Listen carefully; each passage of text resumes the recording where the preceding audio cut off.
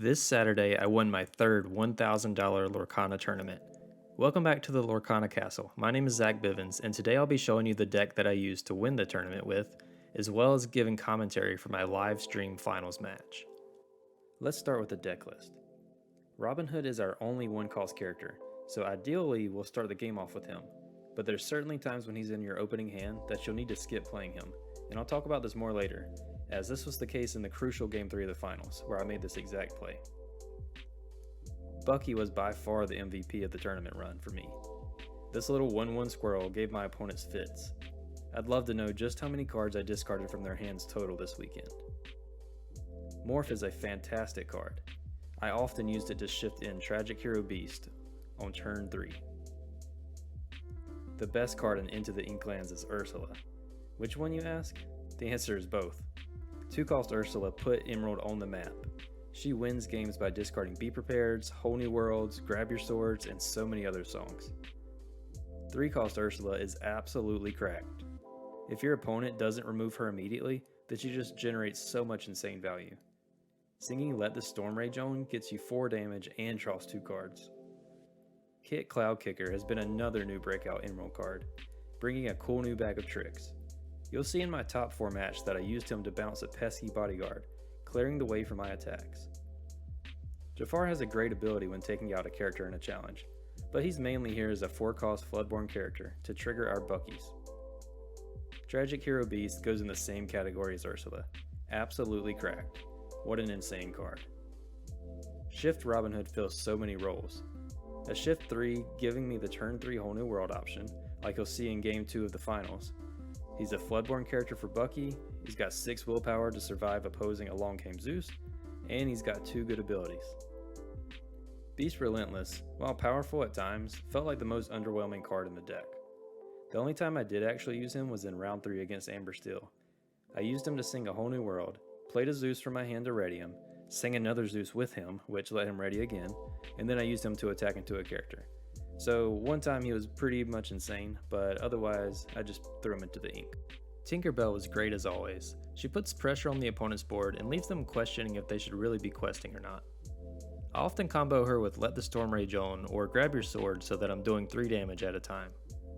Strike a Good Match was a bit underwhelming, though it did let me filter out uninkable cards, as well as discard a Whole New World during game states where I've whittled down my opponent's hand. All of the damage songs were really good, and I think I'd just keep all the counts the same for now.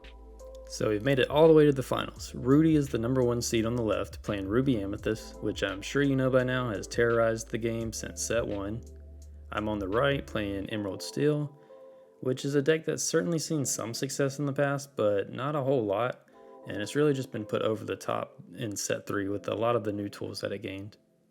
So he goes first, which obviously is not ideal for us. He inks and plays the Chernobog's Follower, a new 1-cost Amethyst card, and I ink and miss the 1-cost Robin Hood, which is okay. It's not a huge deal in this matchup. We don't necessarily need it unless we're going in on that turn 3 Whole New World play. Then he inks and he quests, doesn't use the effect, and he misses his 2-drop, which is pretty nice. At least we're both missing something. Now, our game plan in this matchup is definitely number 1, especially when we're going second. Our first option is to get a couple Buckies down, start discarding his hand, and we're going to try to time our 2-cost Ursula. So we really want to play it on turn 6, so we can discard a Be Prepared right before it's played. And the reason we want to wait is because if we wait, the longer time we wait, the more chances he has to draw into the card. As well as if we were to discard it early, that just signals to him that he needs to try to draw into another one. So really going to try to time it on turn 6 if we can. Of course, certain game situations, we're going to play it early, but our preference is definitely to try to hold it as long as we can. 3-drop Ursula is also really good in this matchup if we have cards like Let the Storm Rage On. So we can use that to deal 4 damage and draw 2 cards. And drawing the cards is just really big. So on his turn 3, he played a Fox, bounced back his Chernobog's Followers, and now he's singing Friends and playing Eric. Now Eric's not seen in every Ruby Amethyst list, but it definitely has made its way into some. And it causes us some headaches because of Tragic Hero Beast, Our win condition, like I was saying, is discard cards from his hand with Bucky while drawing cards from ours with Tragic Hero Beast. And Eric disrupts that a little bit. But you see, we did get the draw 2, deal 4 with Ursula, which is huge, especially if he doesn't have a way of removing it next turn. Which he definitely could with Maui or maybe another Fox. I don't think he'll want to play a Fox, but if he has Maui. And we don't have a great play here, so we're just going to play the Strike a Good Match to filter some of our Uninkables out of our hand. We really don't want to be playing the Whole New World. And I choose to play down the Ursula early because he only has 4 cards. If he has the Be Prepared or whatever, we're going to rip it and really start running him down on cards with Floodborns. Normally, like I said, definitely wait on the Ursula. I guess I just thought it was the right play at this time. So he goes Maui into our 3-cost Ursula, which is unfortunate, but we definitely expected it. You always expect the Maui on turn 5. So now we just want to get our Floodborns, get our Tragic Hero Beast on the board, and just go from there. So we're making him discard. And now we're going to at least have a turn, unless he teeths. At least have, or he could Madame Medusa. Yeah, and Madame Medusa is an unfortunate card that came out in set 3. So we used to only have to deal with Tremaine in that spot, which we would just get rid of Ursula, but now Medusa can directly target Beast. But that's okay, because he's down to just a few cards in hand, and we're just going to keep discarding them. As long as he doesn't top deck a Be Prepared, we're going to win this game. So we go ahead and play that. We have another Beast in our hand, but we decided to play the Jafar here, just trying to kill that Eric somehow before. We want that Eric to be off the board before we play our next Tragic Hero Beast. We didn't mind playing the first one because we knew we had a second one. So if he used whatever to kill it, we had a second one. But now we're trying to get rid of that Eric. So it's his turn. We know he didn't have Be Prepared. Now he does top deck a Song 2 turns after our Ursula, which is unfortunate and just goes to show you how valuable it is to wait on the Ursula. Now he tries to teeth the Wombo combo, teeth into Eric to blow up my Bucky. I tell him it has ward, and he chooses to do it, giving the 2 damage to Ursula and killing my Jafar. So it's fine, at least the Eric's off the board, but he drops the second one. So at this point, we just need to drop the Beast anyways, make him discard a card, and just try to get that. He only has 1 card, so we have to toss it in case it was a Be Prepared. Now we have at least 1 turn, most likely, of the Beast advantage. But he draws a really good top deck of the castle. So he puts 2 things into the castle. And we literally have to deal with it right now. We can't let him start his turn with 3 cards in hand, going from 0 to 3. We have no choice but to deal with it. We at least get 1 turn of extra Beast value. And then we have a decision. I mean, we could play 2 Zeus to kill the location. That would involve singing with our Beast. So there's really no purpose in that. We can just play 1 and then attack with Beast. So that's what we're going to end up doing. And we're just planning out the rest of our turn, basically. And if we wanted to quest with the Ursula for any reason.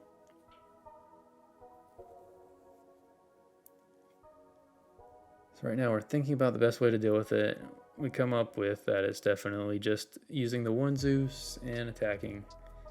And it sucks to do that because we know we lose our Beast already again, but we have no choice because, like I said, giving him three cards to start the turn is obviously not ideal.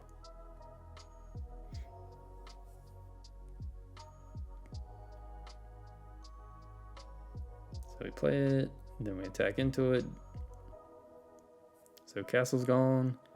So he's still in top deck mode. Play the goo, and that's the best we can do. If we quest it with Ursula, it just goes down to one of his other characters. So Maui, yep. At least the Maui's off the board, and he's dealing with no cards here. He's got this 1 in his hand here. And unfortunately, when he doesn't play that 1 card, I know that it's a Be Prepared. I called it. I said, well, I literally said, well, I know that card has to be a Be Prepared because what other card would you have not played? Which, to be fair, it could have been like a Teeth or something maybe, but I literally just said, I know you have to Be Prepared. So we hope we draw into a Floodborn to discard it, and we do not, which is super unfortunate.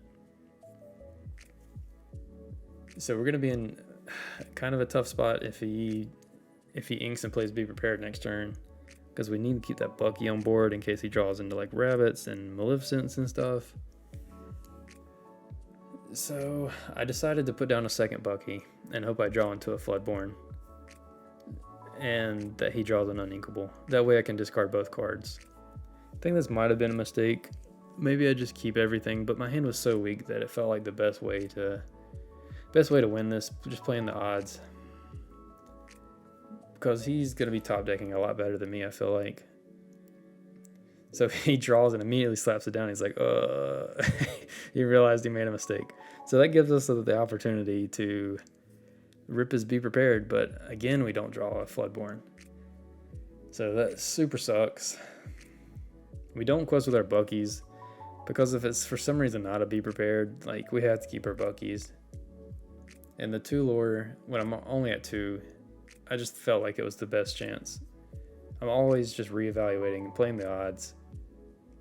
And now we know he's top decking, so we're just going all in as fast as we can, trying to catch up. We really got to catch up quick. As long as he doesn't top deck a bunch of draw cards, another Be Prepared in a few turns once we build up our board. So he passes his turn and we're like, what? Did he draw another Be Prepared and he's holding it? Does he have teeth? Like, what cards would he not play? Could be something like a snake where it would banish itself being played, so definitely a few different options here. And it was a fox. But what's the other card? So now we're questing. Like I said, we have to catch up quick. We just have to play into a Be Prepared top deck. Now he has rabbit and snake for rabbit, which sucks. All that draw power is really bad for us. Plays down the Chernobog, which is fine because I know we have Tinkerbell in hand, which will wipe the Chernobog and then make it so that the snake can't trade favorably into any of our characters. So we're doing fine. Like, we're actually in a really good spot as long as he doesn't top deck another Be Prepared. And let's see here. Wouldn't you know it? So he thinks about it. But, yep, literally drawing the Be Prepared is brutal. So 2 top deck Be Prepareds has really put us in a tough spot. We draw into a Strength of a Raging Fire, which is obviously useless with neither of us having a board. And he just has all this draw. So he's top decking so well. And we are not. All we have is a Tinkerbell. And it's still not horrible, as long as he doesn't draw into a bunch of locations, a bunch of Be Prepareds again. But even worse, he has Jim Hawkins into location. Plays down Rafiki. He's going all in here, which we don't hate with our hand. He quests with Maleficent, which is kind of nice because it lets us wipe his whole board. So we have the plan here. If we Tinkerbell attack into Maleficent, place 2 on Jim Hawkins, then we can grab your sword and destroy all of his characters on board. So pretty good play here. Look at his hand, it's the crab. So we're in a great spot other than the dang location. The location's making it pretty tough. Because he's at 15, going to be at 17. And here I just remind him that I put 2 with the challenge. And the location's going to make it tough. We really don't have a way to deal with it, so we're probably going to end up losing to the location. And just to make it where we had 0 chance, he drops another location. And the crab. So somehow we have to kill a crab in a location minimum to survive. Which is basically impossible. Even if we do, though, he still has a location. So we play a whole new world, but there's really nothing we can draw. Game 1's over. He takes it. But when you think about how well he drew, how well he top decked, I really am actually feeling pretty encouraged here. Because our game plan went really well for going second, for him top decking super well. We had him on the ropes, and he top decked Be Prepared twice. He had a song after we Ursula'd. Like, everything went in his favor. And we're in a good spot most of the game. So I'm actually feeling pretty confident going into games 2 and 3. Especially game 2 where I'm going first. Alright, we get to go first game 2. Like I said, I'm actually feeling pretty confident because our game plan worked really well. he just top deck Be Prepared twice and just drew really well after we discarded his hand. So we discarded his whole hand and we couldn't control a whole lot from there. Maybe I could have played a little bit better, but overall I just feel like everything went in his favor despite our game plan pretty much working. So going first, I feel pretty confident here. Like I said in the first game, especially when we go second, we want to be doing the Bucky strategy. We do want to do the same thing going first, but if we happen to run into an early Whole New World, we'll empty our hand in Whole New World. Primarily, if we don't have 2-cost Ursula in our hand, we want to get to it, but if we can get like a turn 3, turn 4 Whole New World going first, we're probably going to go for it. It'll get us a big board advantage, big card advantage. He's probably going to draw cards before we do it, which will be irrelevant if we Whole New World. So we're going to look for that if we can when we're going first. If we don't have it, we don't care really either. We're just going to go with the Buckies no matter what. And we see that we have the 1-cost Robin Hood, the Shift Robin Hood, and a Whole New World. So easily to play for sure. And we just ship the rest. We're hoping that we get to a morph. Ideally, that's why we mulligan the rest, because we want to get to a morph, because he could play a Teeth and Ambitions to disrupt the turn 3 Robin Hood. But if we don't get morph, we'll take any other 2-drop as well. Bucky, even in Ursula, just have something down, but really rather her come after the Whole New World. But we're really just going for the morph, because if we go turn 1 Robin Hood, turn 2 morph, then we have a turn 3 Shift Robin Hood into Whole New World no matter what he does. So we're happy to see that morph. We'll ink and play the Robin Hood and then pass it over to him. He inks Goat, plays the Chernobog's Followers, and then we'll ink, play the morph, and we're definitely not questing here because we want to have both of our guys live, ideally. Then we're going to see that he inks another Chernobog, and he is going to quest and then Teeth our morph down, which makes sense. Trying to prevent the turn 3 Tragic Hero Beast, but we have the Shift Robin Hood and Whole New World, which is fantastic for us with him having nothing on board. Super, super good. And with the hand that we see that we have another Whole New World play, so we're probably just going to work into getting to that if we can do it early enough. Because what we want to do here is get to a 2-cost Ursula by turn 6 here, so that we can discard any Be Prepared. And if we do that, we're probably just running away with the game. Other than that, we obviously want to get some Buckies down because that's our main plan. But going first really lets us play a different style of game. So we're just running out as many cards as we can because we know we're just going for the Whole New World. Now it's only his turn 4. Okay, so he ended with a crab on board, and you might think it's an obvious quest there with Robin Hood. And I could see why you might think that, but if we quest there and he plays a fox, bouncing the crab back to hand, the crab would make the fox have 7 attack, and he could just clear the Robin Hood. So it's super dangerous to do that, and definitely not taking that risk with the way our hand's playing out here. So we draw into a 3-cost Ursula, and that makes me slow down for a turn. It really just makes this Whole New World play just insane. So we ink and put down Ursula, and then on our next turn is going to be crazy. I can already tell. Regardless of what he does, it's going to be crazy. And going first really lets us do this, because if we had went second, he would be at 5, and I would only be at 4. He would be a turn ahead. It'd be really tough to get all these plays done before the Be Prepared becomes live. So going first really changes how you can approach the game.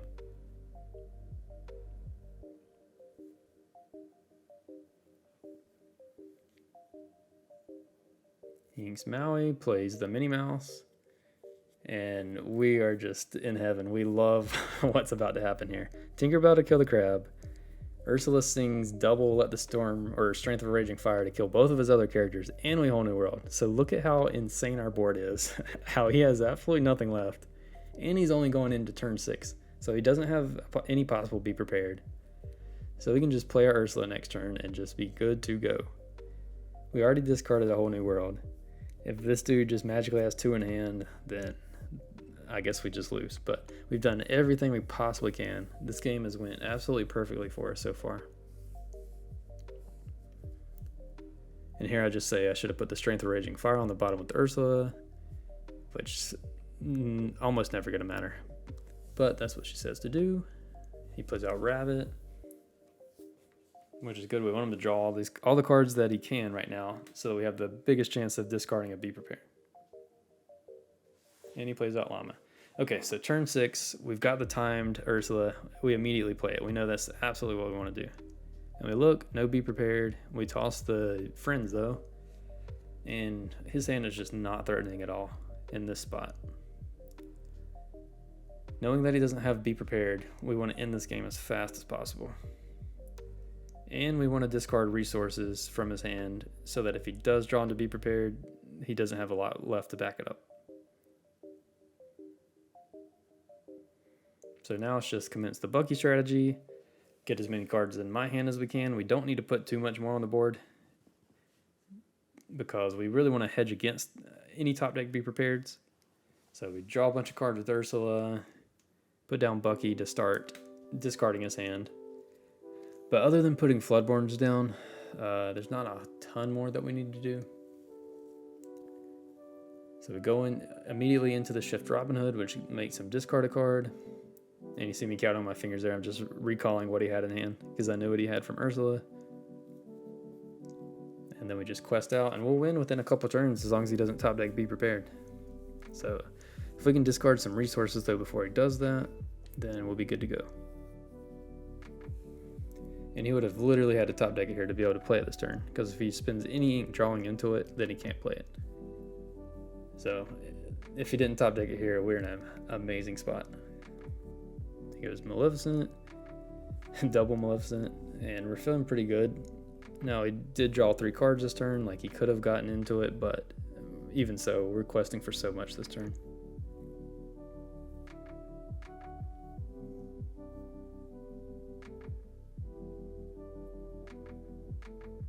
I guess he's thinking of what he's going to ink.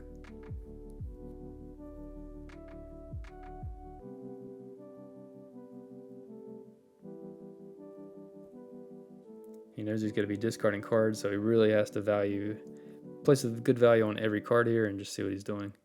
So he wants to go ahead and kill off his Llama, draw a card so he has more options before inking. And he ends up inking another Llama, playing a Rafiki, which is interesting. Would have thought he would keep that in hand to discard. But he's just trying to slow me down, I guess. So this Ursula play kind of ends the game, in my opinion, because even if he top decks Be Prepared, we have so many cards in hand now to rebuild. Ursula singing Let the Storm Rage On is one of the best plays you can possibly make. You deal 4 damage and draw 2 cards. It's just unreal. So now we go up to 14, and it's basically over. So we make him discard another card because we want to run out as many resources as we can in case he does top deck Be Prepared. So he's got a tough decision to make, and he ends up going with the Goat. I realize I should have quested with the Bucky too, so I'll go ahead and do it. And the reason for that is if he top decks Be Prepared, then we would have wanted to quest with Bucky. If he doesn't top deck Be Prepared, it literally doesn't matter what we do. We win the game no matter what. So we might as well play to the best of our ability if he does top deck Be Prepared, and that's questing with the Bucky. So we went ahead and did that before we ended our turn. And we pretty much dominated that game too. You really have to approach the game differently in Lorcana when you go first versus when you go second. As you saw in games 1 and 2, I took a completely different approach. So game 1, when I went second, and with the hand that I had, the opening hand, I really had to go with the slow Bucky route, which is great. I mean, that's my preferred route. Game 2, I went first and was presented with the possible turn 3 Whole New World. Because I went first, I was able to get both of those Whole New Worlds off before he had Be Prepared live.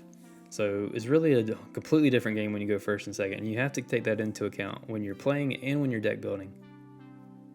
But as well as game 1 went, we were still in a position several times to win the game. So like I said, we're feeling pretty confident. We were in a position to win several times despite him top decking extremely well over and over.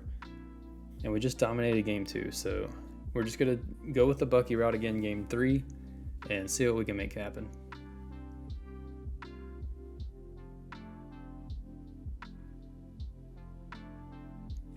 So our opening hand is not good at all. We really have to draw an ideal hand to be able to beat Ruby Amethyst reliably going second. So I decide I'm going to keep only the Bucky and mulligan the rest. I definitely could have kept the Morph, maybe even the 3-cost, the Shift Robin Hood, though I think that one's a little bit more risky.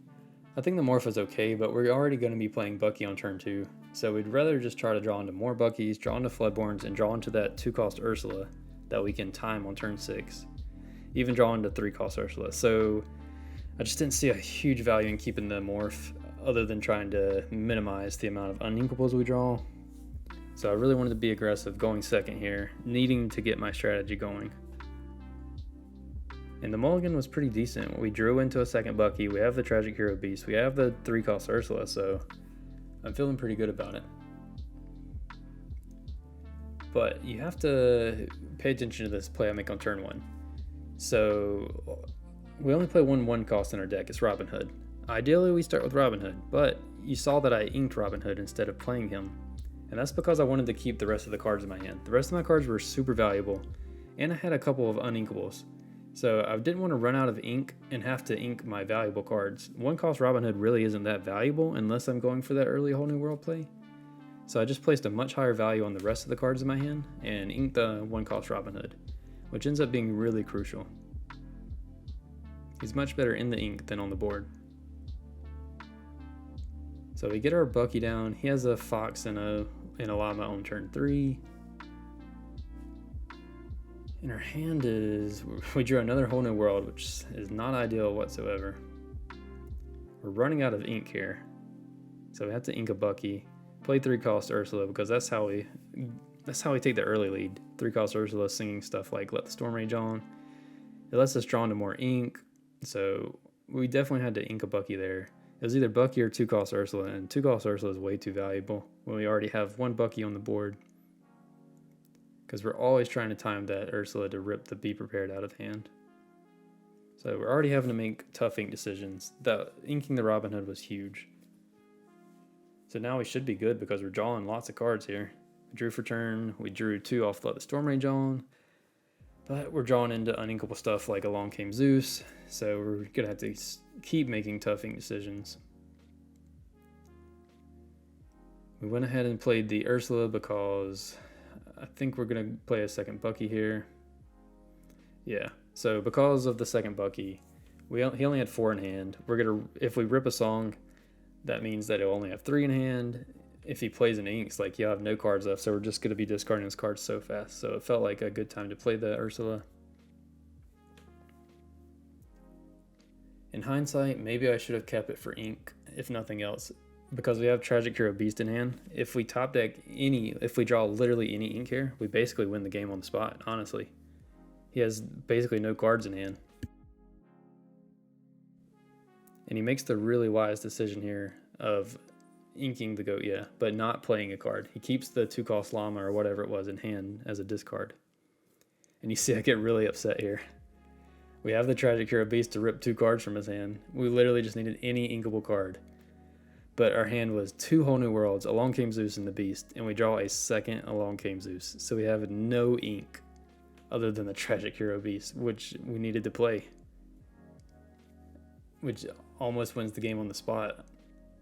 Really, really unfortunate. So we have no choice. We have to ink it. And our options here are play Along Came Zeus, play nothing, or hard play the Whole New World for 5, which is not what we want to do. We've spent the game setting up our turns to rip his hand, like with Bucky's. So we spent the game setting up for this. We don't want to play the Whole New World and give him 7 cards, but not drawing an inkable card forced us into this play. You can't just sit around and play passive. We knew that he had Jim Hawkins and a location in hand, so if we just sit around and do nothing or just play a Zeus for no reason on his Fox, then he's going to play Jim Hawkins and the location, and we're just going to succumb to that pressure eventually. So we played the odds. Our best chance of winning the game after drawing an uninkable is to play Whole New World, draw into 2-cost Ursula to rip a possible Be Prepared, and then just start discarding his hand again. So we played the odds. There's going to come times in Lorcana when you can either play passive and play scared, or you can play to win the game. And that's what we do here. We were presented with a difficult situation, and we decided to play the odds, to play the best way that we could to win the game. So we don't play scared, we play the whole new world, and see what happens. We drew into the Ursula, which is big. That was step one. So we play it, make sure he doesn't have Be Prepared, and there it is. But we sniped that bad boy out right in time. Now from here, we're actually in a good spot because we have double Bucky. So we ink, play Jafar, and start discarding 2 cards, and we're in a really good spot. Despite that difficult situation just a turn before, we made the correct play, made the tough play that we had no choice but to make, and now we're in position to win the game again. So we just gotta keep discarding his cards. In just a couple turns, it won't matter if he top decks Be Prepared because he won't have any more cards in hand. And we'll just build up our board. We'll have cards in our hand to rebuild with. We really hope to get a Tragic Hero Beast down now sometime soon. But as long as we're discarding his cards, it's all good. He tosses Medusa, which is huge, and a Maui.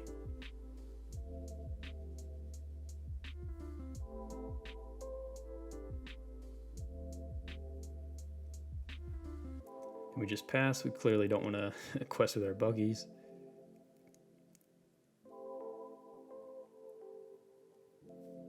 Got to keep the Buckies alive. They have ward, and that deck plays no way to kill it otherwise. So he plays Rabbit, inks a Jim Hawkins. And if he doesn't play his cards, I mean, they're just going to die anyway, so he's got to play them if he can. I mean, we already know he has a Teeth in his hand from when we played Ursula. And it looks like he's thinking, does he quest with his Eric, or does he sing the Teeth with it? He obviously isn't going to quest with Chernabog, because if he got rid of the card, I mean, if he drew a card, I would just discard it. He has no ink left.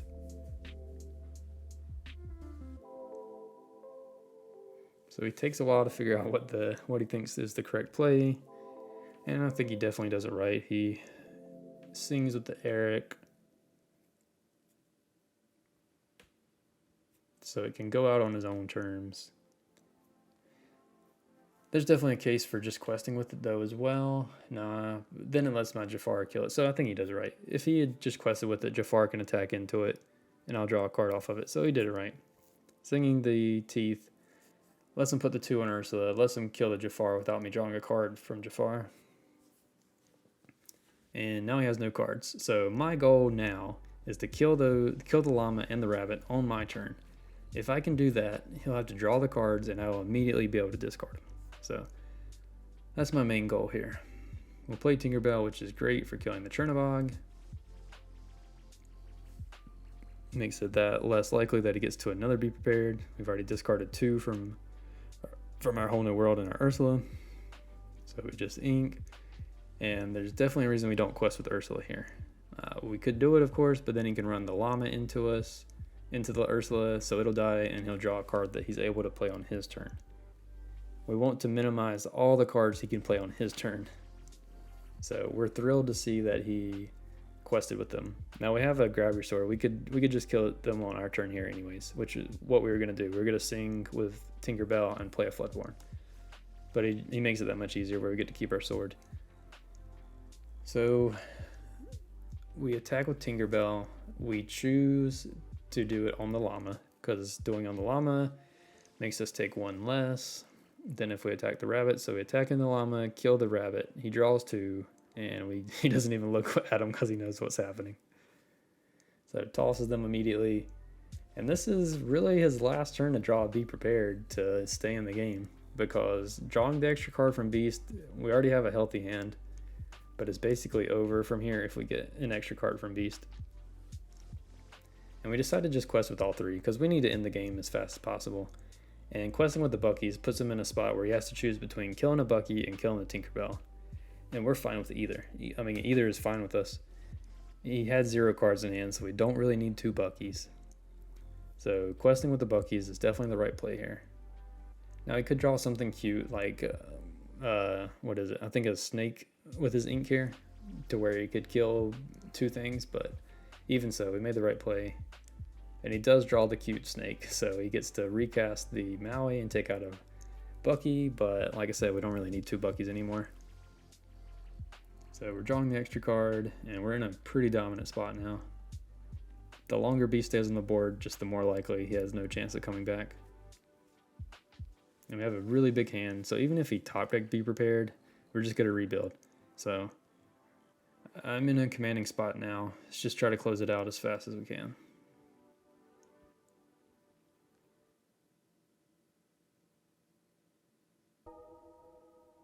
Just planning out how much ink I have. What do I want to ink? I probably want to ink something, but maybe not. Just to keep more resources, but one cost Robin Hood really isn't doing a whole lot anymore. So we Zeus, play that out, and quest with Ursula. We want to go ahead and keep the Bucky around. I mean, if he draws into a bunch of draw cards, we're definitely going to want to try to discard them. And gaining 1 lore here is not that big, so I'm happy to just keep the Bucky around. He draws into goad, and that's all he has left. Now he's thinking, does he want to run the the snake into my Ursula, quest with it, but he decides not too wisely, so I can't draw a card off Jafar. I draw an extra from Beast, and we've got double grab your swords. We'll just sing 1, play 1, wipe both of his characters, and basically run away with the game now. If he happens to top deck a Maui into my Beast, so be it, because we have so much else going for us. But if that Beast hangs around another turn, it's just not good for him. Draws the Surfer Mini. I get to draw 2.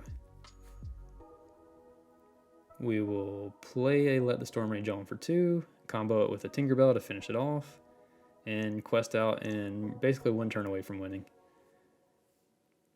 So they accidentally add the lore to Rudy on the graphic there, but we're at 12, he's not. He draws the Mana Medusa for our Beast. A little too late there. Now here's a pretty interesting play that is certainly important. So we have 4, we could go ahead and play Strength of a Raging Fire and take out the Medusa in 1 hit. But with the way the game has went, it's actually better to play the Let the Storm Rage On, I think.